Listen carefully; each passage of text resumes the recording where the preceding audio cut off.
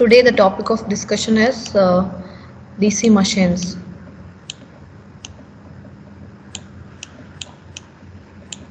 So we'll be looking into the construction of DC machine. So basically you have already studied what is DC machine, what is the working principle of it, and what is the constructional features of it in your machine subject, in your theory subject.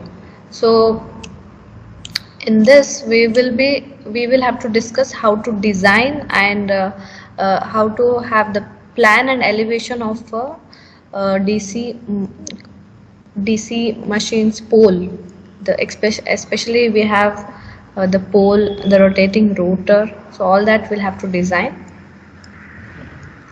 Now initially what we have to discuss is we have to discuss the basic working principle of the DC machine. Because in order to construct a DC machine we need to know on what basis it works, what is the basic working principle of the machine. So what is the working principle of DC machine, Shilpa?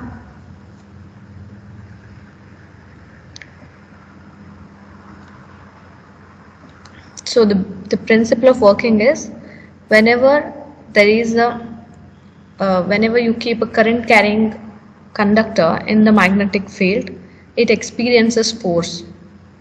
So on that basis we are going to have the DC machine. So you already studied different parts of the DC machine. So what I said, whenever the conductor is there, so suppose this is the conductor and you are placing this conductor in the magnetic field,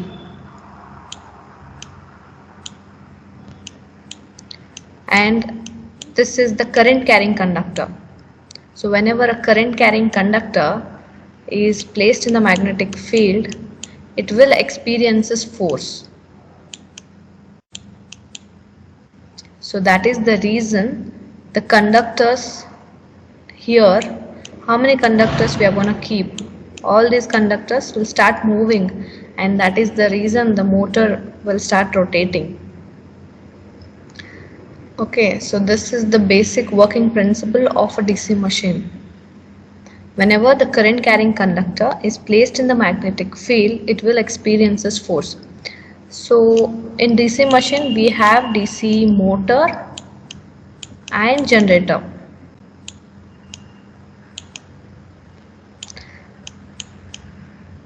Both of them have the same constructional features. There is no difference between the two, but only the difference is that motor will take the electrical energy and it will convert into mechanical, whereas generator does the reverse of that. It will take the mechanical energy and convert it into electrical, but the machine remains the same. All the parts and all the other like pole, core, everything will be the same, armature, rotor, but only the working principle is different. So we have to provide electrical energy to the motor, which will convert it into mechanical energy. That means it will convert it into rotational energy, and that can be used for different applications. Whereas generator is to generate the electricity from mechanical energy. So on the whole, now we have DC machine, because I said the parts of motor and generator will remain same. So we have to understand and learn about the construction of DC machine. So now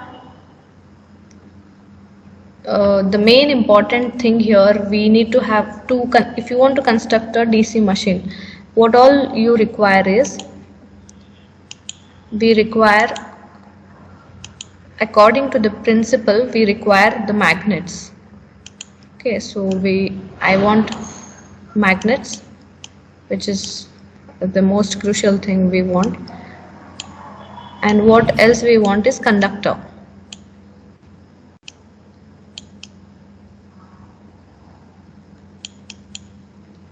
I want to construct a DC machine. Now I want to make a DC machine. So what all I require is, I require magnets. In magnets we have two types. One is permanent magnets and electromagnets. So we want to use electromagnets or permanent magnets depending on the application. And then we want conductor, because current carrying conductor is placed in the magnetic field will experiences the force.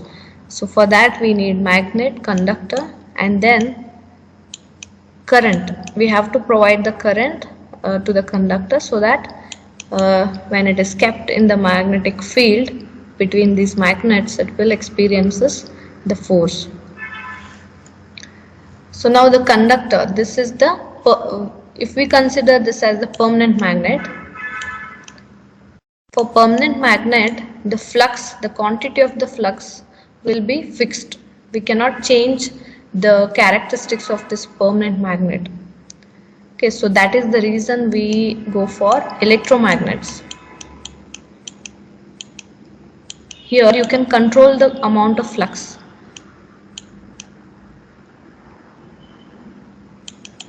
You can control the amount of flux in case of electromagnets. So what is electromagnet is, we will wound the conductor on the permanent magnet. So this is called electromagnet. So this will produce the flux depending on the amount of current that you're giving to it. How much current you're providing to this coil will decide the amount of flux that will be generated by this. So you can control the flux in this case, but whereas if you have the permanent magnet, it will have a fixed amount of flux which cannot be controlled. So that is the reason. So this is just like a solenoid.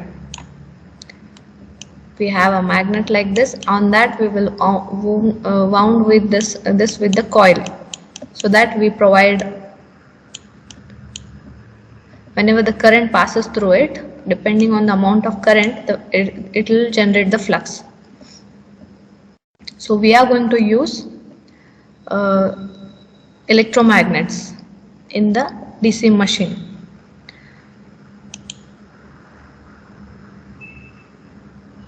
Okay, so now, as I said, we need poles, which are, these are poles which will provide the magnetic field. I said we need electromagnets. For that we have to have a coil like this. And can we place these magnets anywhere in the air? No, we cannot place that. So we need to have a structure on which these magnets can be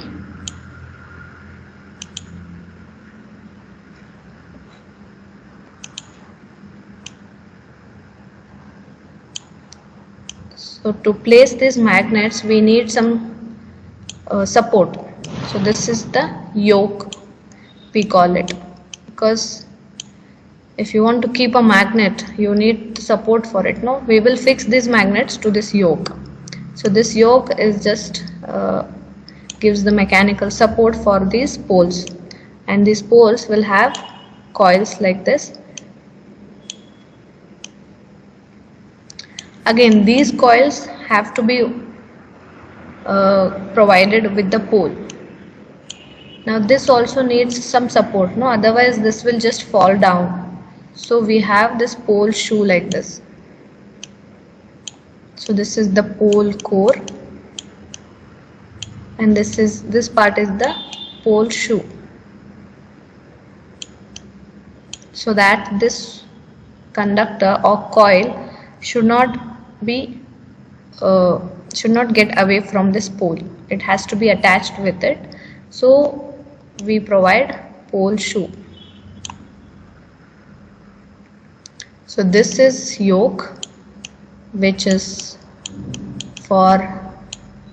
it provides the mechanical support for the poles, and pole shoe also provides uh, the support for these coils or conductors. Now after this we have provided the magnets. Now we have to have a conductor here, so that whenever this is carrying the current, it is going to experience the force. Now where we are going to provide this current is here. We will have some slots like this. This is called the armature, on which we will have number of slots, because if you place only one conductor, then the amount of force will also be less. So we will have number of conductors. So we will place all these conductors in these slides, in these slots.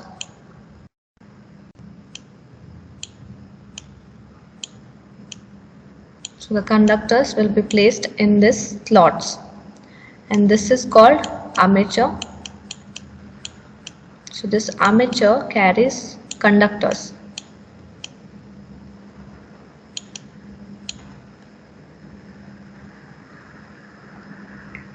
So now whenever the current is passing through all these conductors, they will experience the force because they are placed inside the magnetic field. So there will be force, hence all the conductors will start moving in a particular direction to generate mechanical energy. So we will have a shaft from this. This is shaft, because why we have a shaft is this is the motor, and motor is rotating. So to fetch that mechanical energy, we need to have a shaft, so that whenever the shaft rotates, you can connect any of your devices or anything to it, so that will also start rotating. So you are able to utilize this mechanical energy to your applications through this shaft. When the armature rotates, the shaft also rotates. So you can connect anything to this shaft, that will also start rotating. So you are using this mechanical energy.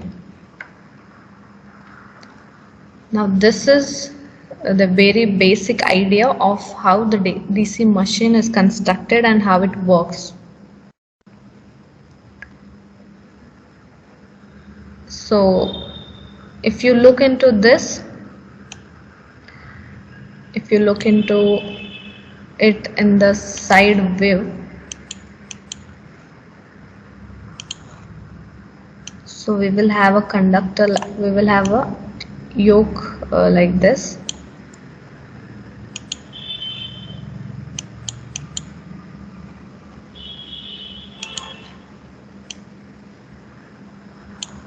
So there will be north and south poles will be there. The same electromagnets will be there, and we will have an armature here.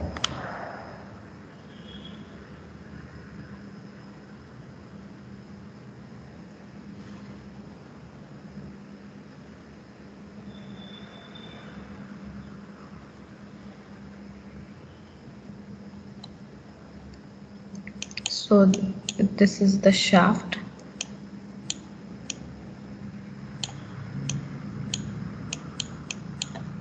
This is the armature that we are going to place into this yoke. So this will be placed here, and you cannot just fix this armature without any support. So we need to have a support for this also, because this has to be standing without falling down on this yoke. So it has to be fixed here with the gap of the smudge. So we need to fix some end rings for this. So we have to provide end rings on both the sides. So first thing, we will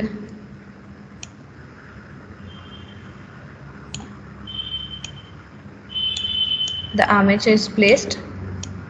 Lastly, we'll place a end ring, and this also on the front side also it will be packed with end rings, so that it is constructed and supported in all the ways, because the motor has to be very robust. So this is how the DC machine is constructed.